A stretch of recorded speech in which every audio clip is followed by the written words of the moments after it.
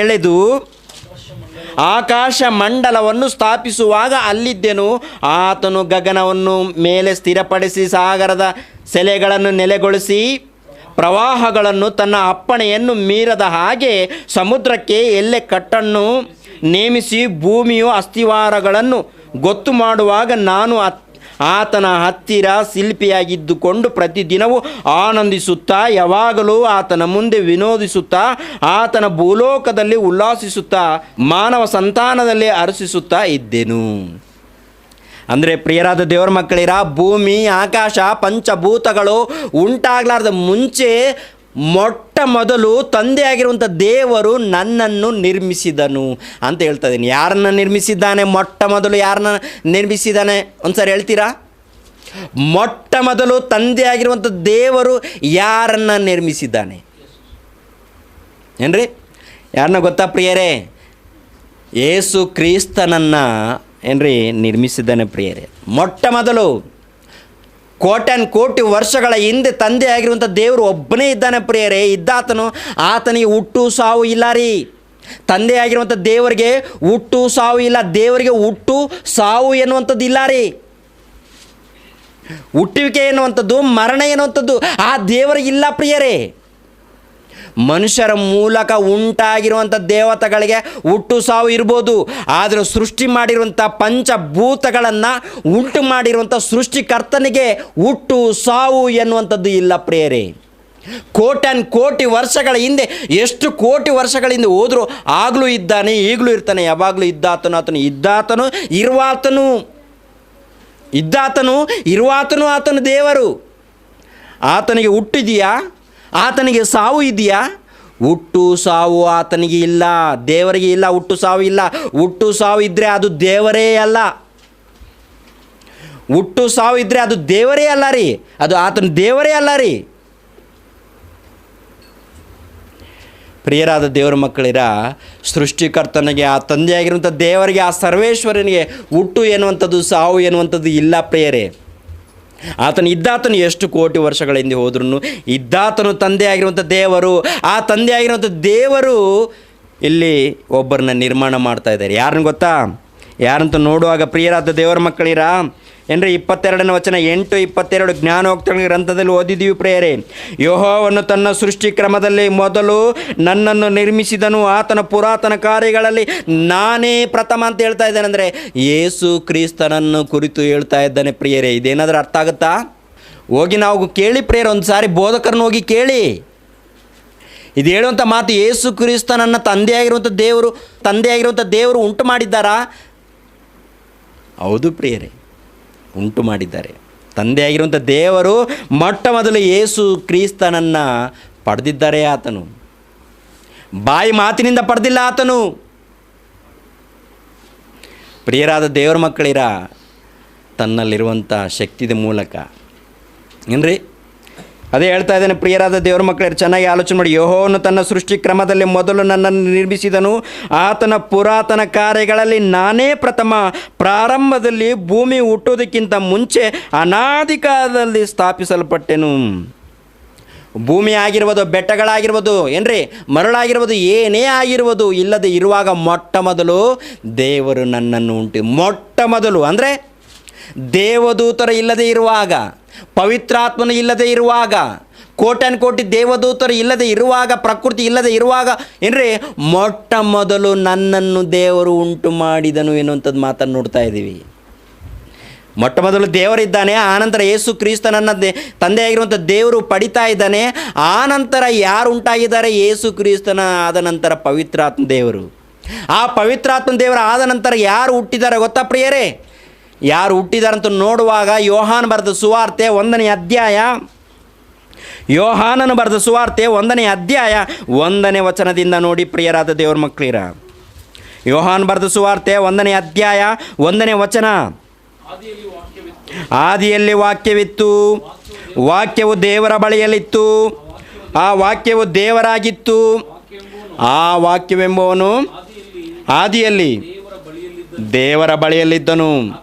ಆತನ ಮೂಲಕವಾಗಿ ಸಮಸ್ತವು ಉಂಟಾಯಿತು. ಉಂಟಾಗಿರುವ ವಸ್ತುಗಳಲ್ಲಿ ಆತನಿಲ್ಲದೆ ಒಂದಾದರೂ ಉಂಟಾಗಲಿಲ್ಲ. ನೋಡಿದ್ರಾ ರೀ?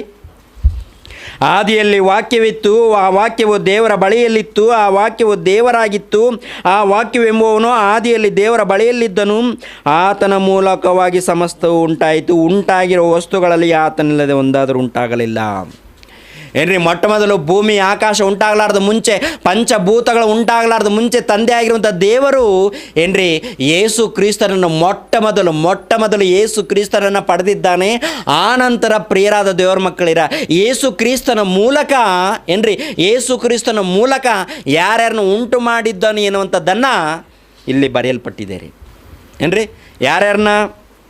ಈ ಮಾತಿನ ಪ್ರಕಾರ ನೋಡಿ ಪ್ರಿಯರೇ, ಆದಿಯಲ್ಲಿ ವಾಕ್ಯವಿತ್ತು, ಆ ವಾಕ್ಯವು ದೇವರ ಬಳಿಯಲ್ಲಿತ್ತು, ಆ ವಾಕ್ಯವು ದೇವರಾಗಿತ್ತು. ಆ ವಾಕ್ಯವೆಂಬುವನು ಆದಿಯಲ್ಲಿ ದೇವರ ಬಳಿಯಲ್ಲಿದ್ದನು.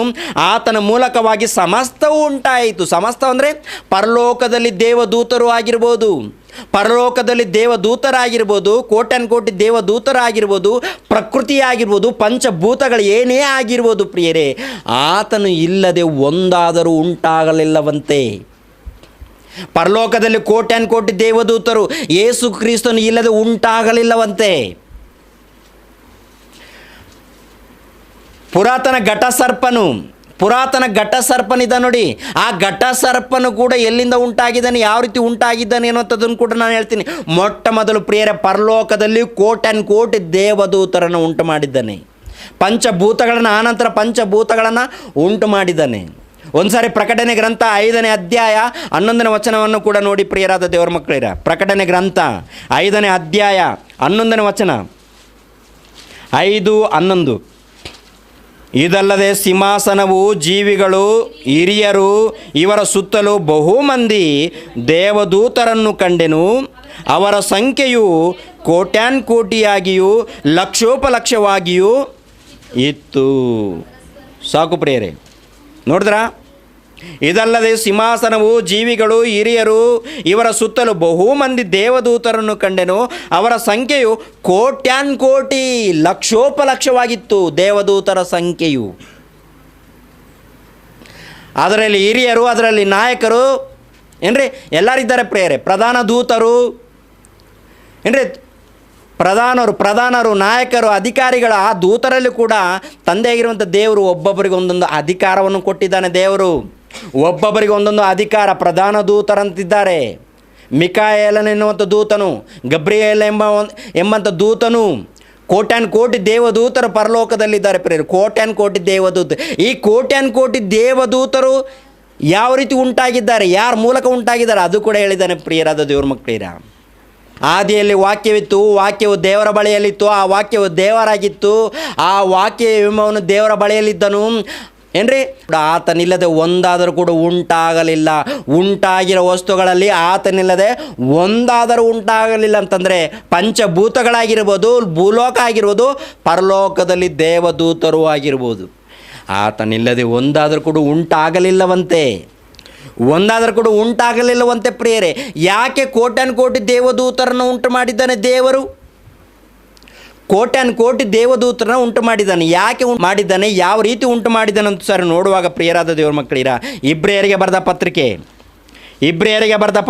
1ನೇ ಅಧ್ಯಾಯ ಏನ್ರಿ 5ನೇ ವಚನವನ್ನು ನೋಡಿ ಪ್ರಿಯರೇ. ಅವರನ್ನು ಕುರಿತು ಏನಂತ ಹೇಳಿದ್ದಾನೋ, ದೇವದೂತರನ್ನು ಕುರಿತು ಏನಂತ ಹೇಳಿದ್ದಾನೋ, ಯಾವ ರೀತಿ ಕರಿತಾ ಇದ್ದಾನೋ ಒಂದು ಸಾರಿ 1ನೇ ಅಧ್ಯಾಯ 5ನೇ ವಚನದಿಂದ 7ನೇ ವಚನ ತನಕ ನೋಡೋಣ ಪ್ರಿಯರೇ. ನನಗೆ ನೀನು ಮಗನು, ನಾನು ಇವತ್ತು ನಿನ್ನನ್ನು ಪಡೆದಿದ್ದೇನೆ ಎಂತಲೂ, ನಾನು ಅವನಿಗೆ ತಂದೆಯಾಗಿರುವೆನು, ಅವನು ನನಗೆ ಮಗನಾಗಿರುವನು ಎಂತಲೂ ದೇವರು ತನ್ನ ದೂತರೊಳಗೆ ಯಾವನಿಗಾದರೂ ಎಂದಾದರೂ ಹೇಳಿದುಂಟೆ ಏನ್ರಿ. ನೀನು ನನಗೆ ಮಗನು, ನಾನು ಇವತ್ತು ನಿನ್ನನ್ನು ಪಡೆದಿದ್ದೇನೆ ಎಂತಲೂ, ನಾನು ಅವನಿಗೆ ತಂದೆಯಾಗಿರುವನು, ಅವನು ನನಗೆ ಮಗನಾಗಿರುವನು ಎಂತಲೂ ದೇವರು ತನ್ನ ದೂತರೊಳಗೆ ಯಾವನಿಗಾದರೂ ಎಂದಾದರೂ ಹೇಳಿದುಂಟೋ? ಇಲ್ಲ ರೀ. ಅಂದರೆ ದೂತರಿಗೆ ಇಷ್ಟು ಮಂದಿ ಕೋಟ್ಯಾನುಕೋಟಿ ದೇವದೂತರಿದ್ದಾರೆ. ಈ ಕೋಟ್ಯಾನುಕೋಟಿ ದೇವದೂತರಲ್ಲಿ ನೀನು ನನ್ನ ಮಗನು, ಪ್ರಧಾನನಾಗಿರುವಂಥ ದೇವದೂತನು ನೀನು ನನ್ನ ಮಗನು, ನಾನು ನಿನ್ನನ್ನು ಪಡೆದಿದ್ದೇನೆ ಎಂದು ಯಾವತ್ತಾದರೂ ದೇವದೂತರಲ್ಲಿ ನಾನು ಹೇಳಿದ್ದೀನಾ? ಹೇಳುದುಂಟು ಅಂತ ಕ್ವಶನ್ ಆಗ್ತಾ ಇದ್ದಾನಂದರೆ ಹೇಳಿದ್ದಾನಂತಾನ ಹೇಳಿಲ್ವಂತಾನ? ಹೇಳಿಲ್ಲ ರೀ ಪ್ರಿಯರೇ. ಆದರೆ ಪ್ರಿಯರಾದ ದೇವರ ಮಕ್ಕಳಿರ ಕೋಟ್ಯಾನ್ ಕೋಟಿ ದೇವದೂತರು ಎಲ್ಲರೂ ಕೂಡ ಯಾವ ರೀತಿ ಉಂಟಾಗಿದ್ದಾರೆ ಅಂತ ನೋಡುವಾಗ ದೇವರ ತನ್ನ ಬಾಯಿ ಮಾತಿನ ಮೂಲಕ ಏನ್ರಿ ದೂತರನ್ನು ಉಂಟು ಮಾಡಿದ್ದಾನೆ ಪ್ರಿಯರೇ. ಮತ್ತು ಯಾರನ್ನು ಕುರಿತು ಮಗನನ್ನಂತ ಹೇಳ್ತಾ ಇದ್ದಾನೆ ಗೊತ್ತಾ? ಯೇಸು ಕ್ರಿಸ್ತನನ್ನು ಕುರಿತು ನಾನು ನಿನ್ನನ್ನು ಎತ್ತಿದ್ದೀನಿ, ನಾನು ನಿನ್ನನ್ನು ಪಡೆದಿದ್ದೀನಿ ಅಂತ ಯೇಸು ಕ್ರಿಸ್ತನನ್ನು ಕುರಿತು ಹೇಳಿದ್ದಾನೆ ಪ್ರಿಯರೇ. ಅದೇ ಪ್ರಕಾರ ಪ್ರಾರಂಭದಲ್ಲಿ ಆದಾಮನನ್ನು ಕುರಿತು ಹೇಳಿದ್ದಾನೆ ಪ್ರಿಯರೇ. ಭೂಮಿಯ ಮೇಲೆ ಹುಟ್ಟಿರುವಂಥ ಮಾನವರನ್ನು ಕುರಿತು ಹೇಳ್ತಾನೆ ಪ್ರಿಯರಾದ ದೇವ್ರ ಮಕ್ಕಳಿರಾಗಿ. ದೇವದೂತರನ್ನು ಕುರಿತು ಏನಂತ ಹೇಳಿದಾನಂತಂದರೆ, ಪ್ರಿಯರಾದ ದೇವ್ರ ಮಕ್ಕಳಿರ ಇವರು ನನ್ನ ಸೇವಕರು ಎನ್ನುವಂಥ ಮಾತಿದೆ ನೋಡಿ ಪ್ರಿಯರೇ. 7ನೇ ವಚನ ದೂತರ ವಿಷಯದಲ್ಲಿ ಹೇಳುವುದೇನೆಂದರೆ ದೇವರು ತನ್ನ ದೂತರನ್ನು ಗಾಳಿಯನ್ನಾಗಿಯೂ ತನ್ನ ಸೇವಕರನ್ನು ಅಗ್ನಿ ಜ್ವಾಲೆಯನ್ನಾಗಿಯೂ ಮಾಡುತ್ತಾನೆ ಎಂಬುದು. ಏನ್ರಿ? ದೇವರು ತನ್ನ ದೂತರನ್ನು ಗಾಳಿಯನ್ನಾಗಿಯೂ ಅಗ್ನಿ ಜ್ವಾಲೆಯನ್ನಾಗಿಯೂ ಮಾಡಿದ್ದಾನಂತೆ ಪ್ರಿಯರೇ. ದೂತರನ್ನು ಯಾಕೆ ಉಂಟು ಮಾಡಿದ್ದಾನೆ ದೂತರಂತೂ ನೋಡುವಾಗ ಏನ್ರಿ, ಯಾಕೆ ಉಂಟು ಮಾಡಿದ್ದಾನೆ ಕೋಟ್ಯಾನ್ ಕೋಟಿ ದೇವದೂತರನ್ನು? ಇದರಲ್ಲಿ ಅಧಿಕಾರಿಗಳಾಗಿರ್ಬೋದು, ಪ್ರಧಾನರಾಗಿರ್ಬೋದು, ಯಾರೇ ಆಗಿರ್ಬೋದು, ಯಾಕೆ ಉಂಟು ಮಾಡಿದ್ದಾನೆ ಇವರನ್ನಂತೂ ನೋಡುವಾಗ ಪ್ರಿಯರಾದ ದೇವ್ರ ಮಕ್ಕಳಿರ ಏನ್ರಿ, ದೇವರ ಮಕ್ಕಳಾಗಿರುವಂಥ ಮಾನವರಿಗೆ ಸೇವೆ ಮಾಡೋದಕ್ಕೋಸ್ಕರ ಏನ್ರಿ ಪಂಚಭೂತಗಳು ಉಂಟಾಗಲಾರ್ದ ಮುಂಚೆ ಉಂಟು ಮಾಡಿದ್ದಾನೆ ಪ್ರಿಯರೇ ಕೋಟ್ಯಾನ್ ಕೋಟಿ ದೇವದೂತರನ್ನು. ಈ ಕೋಟ್ಯಾನ್ ಕೋಟಿ ದೇವದೂತರನ್ನು, ಲಕ್ಷೋಪಲಕ್ಷ ದೇವದೂತರನ್ನು ಯಾವಾಗ ಉಂಟು ಮಾಡಿದಂತ ನೋಡುವಾಗ ಭೂಮಿ ಆಕಾಶ ಉಂಟಾಗಲಾರ್ದು ಮುಂಚೆನೇ ಕೋಟ್ಯಾನ್ ಕೋಟಿ ದೇವದೂತರನ್ನು ತಂದೆಯಾಗಿರುವಂಥ ದೇವರು ಉಂಟು ಮಾಡಿದ್ದಾನೆ ಬಾಯಿ ಮಾತಿನ ಮೂಲಕ. ಯಾಕೆ? ಇವರೆಲ್ಲರೂ ಸೇವಕರಾಗಿರಬೇಕು, ಇವರೆಲ್ಲರೂ ಕೂಡ ಸೇವಕರಾಗಿರಬೇಕು ನೀವೆಲ್ಲರೂ ಅಂತಂದು ಉಂಟು ಮಾಡಿದ್ದಾನೆ ಪ್ರಿಯರೇ. ಯಾಕೆ ಉಂಟು ಮಾಡಿದ್ದಾನಂತ ನೋಡುವಾಗ ಎಫೆಸದವರಿಗೆ ಬರೆದ ಪತ್ರಿಕೆ ಎಲ್ಲರೂ ನೋಡಿ ಒಂದು ಸಾರಿ ಬೈಬಲ್ನ ಆಲೋಚನೆ ಮಾಡಿ. ಯಾಕೆಂದರೆ ಮೇಲ್ಮೇಲೆ ನೀವು ಬೈಬಲನ್ನು ಓದಿದರೆ ಅರ್ಥ ಆಗೋದಿಲ್ಲ. ದೇವರ ಮನಸ್ಸಿನೊಳಗೆ ಹೋಗಿ ಆ ಮಾತಿನಲ್ಲಿರುವಂಥ ಅರ್ಥವನ್ನು ತಿಳ್ಕೊಳ್ಳೋದಕ್ಕೆ ಕಷ್ಟಪಡಿ. ಇಲ್ಲದಿದ್ದರೆ ನೀವು ಬೆಂಕಿ ಕೆರೆಗೆ ಹೋಗ್ತೀರಾ, ಅದು ಹುಷಾರಾಗಿರಿ. ಎಫೆಸದವರಿಗೆ ಬರೆದ ಪತ್ರಿಕೆ ಏನ್ರಿ 1ನೇ ಅಧ್ಯಾಯ 4ನೇ ವಚನ. ಎಷ್ಟೋ ಸಾರಿ ಈ ಮಾತುಗಳನ್ನು ಓದ್ತಾ ಇರ್ತೀವಿ ಪ್ರಿಯರೇ. ಮತ್ತೊಂದು ಸಾರಿ ಓದ್ತೀನಿ ನೋಡಿ ಪ್ರಿಯರಾದ ದೇವ್ರ ಮಕ್ಕಳಿರ. 1ನೇ ಅಧ್ಯಾಯ 4ನೇ ವಚನ ಪ್ರಿಯರೇ. ಹೇಗೆಂದರೆ ನಾವು ಪ್ರೀತಿಯಲ್ಲಿ ನಡೆದು ಆತನ ಸನ್ನಿಧಿಯಲ್ಲಿ ಪರಿಶುದ್ಧರು ದೋಷವಿಲ್ಲದವರು ಆಗಿರಬೇಕೆಂದು ನಮ್ಮನ್ನು ಜಗದುತ್ಪತ್ತಿಗೆ ಮುಂಚೆ ಕ್ರಿಸ್ತನಲ್ಲಿ ಆರಿಸಿಕೊಂಡನು. ಅರ್ಥ ಆಗತ್ತಾ ಪ್ರಿಯರೇ? ಹೇಗೆಂದರೆ ನಾವು ಪ್ರೀತಿಯಲ್ಲಿ ನಡೆದು ಆತನ ಸನ್ನಿಧಿಯಲ್ಲಿ ಪರಿಶುದ್ಧರು ದೋಷವಿಲ್ಲದವರು ಆಗಿರಬೇಕೆಂದು ನಮ್ಮನ್ನು ಜಗದುತ್ಪತ್ತಿಗೆ ಮುಂಚೆ ಕ್ರಿಸ್ತನಲ್ಲಿ ಆರಿಸಿಕೊಂಡಿದ್ದಾನಂತೆ. ಯಾವಾಗ ಗೊತ್ತಾ? ಪಂಚಭೂತಗಳು ಉಂಟಾಗಲಾರ್ದ ಮುಂಚೆನೇ, ಲೋಕಗಳು ಉಂಟಾಗಲಾರ್ದ ಮುಂಚೆನೇ, ಭೂಮಿ ಆಕಾಶ ಸೂರ್ಯ ಚಂದ್ರ ನಕ್ಷತ್ರಗಳು ಉಂಟಾಗಲಾರ್ದ ಮುಂಚೆನೇ ಏನ್ರಿ ಜಗತ್ತುತ್ಪತ್ತಿಗಿಂತ ಮುಂಚೆನೇ ಕ್ರಿಸ್ತನ ಮೂಲಕ ನಮ್ಮನ್ನು ಆರಿಸ್ಕೊಂಡಿದ್ದಾನಂತೆ. ಭೂಮಿ ಮೇಲೆ ಎಷ್ಟು ಮಂದಿ ಮಾನವರಿದ್ದಾರೋ ಏನ್ರಿ, ಇಷ್ಟು ಮಂದಿ ಮಾನವರು ಬೇಕು, ಇವರೆಲ್ಲರೂ ಪರಿಶುದ್ಧರಾಗಿರಬೇಕು, ನೀತಿವಂತರಾಗಿರಬೇಕು ಎನ್ನುವಂಥ ಯೋಜನೆ ಸಂಕಲ್ಪ ಇದೆ ನೋಡಿ ಪ್ರಿಯರೇ. ಜಗತ್ತು ಉಂಟಾಗಲಾರ್ದ ಮುಂಚೆನೇ ಆಲೋಚನೆ ಮಾಡಿದ್ದಾನಂತೆ. ದೇವರ ಆಲೋಚನೆ ಅದು. ಅನೇಕ ಮಂದಿ ಮಕ್ಕಳು ಬೇಕು ಅಂತ. ಭೂಮಿಯ ಮೇಲೆ ಇಷ್ಟು ಮಂದಿ ಮಾನವರು ಹುಟ್ಟುತ್ತಾ ಇದ್ದಾರಂದರೆ, ಭೂಮಿಯ ಮೇಲೆ ಇಷ್ಟು ಮಂದಿ ಮಾನವರು ಹುಟ್ಟುತ್ತಾ ಇದ್ದಾರಂದರೆ ಪ್ರಿಯರೇ, ಇವ್ರ ಹಿಂದೆ ಯಾರಿದ್ದಾರೆ, ಯಾರ ಮೂಲಕ ಜನ್ಮ ಬರ್ತಾ ಇದೆ, ಯಾರ ಮೂಲಕ ಜೀವಿತ ಬರ್ತಾ ಇದೆ ಎನ್ನುವಂಥದ್ದನ್ನು ಯಾರಾದರೂ ಆಲೋಚನೆ ಮಾಡ್ತಾ ಇದ್ದಾರಾ? ತಾಯಿಯ ಗರ್ಭದಲ್ಲಿ ರೂಪ ಯಾವ ರೀತಿ ಉಂಟಾಗ್ತಾ ಇದೆ, ಈ ಮಾನವ ನಿರ್ಮಾಣ ಹಿಂದೆ ಯಾರಿದ್ದಾರೆ, ಈ ಮಾನವ ನಿರ್ಮಾಣದ ಹಿಂದೆ ಯಾರ ಕೈವಾಡ ಇದೆ ಎನ್ನುವಂಥದ್ದನ್ನು ಯಾರಾದರೂ ಆಲೋಚನೆ ಮಾಡೋರು ಇದ್ದಾರಾ? ಇಲ್ಲ ರೀ.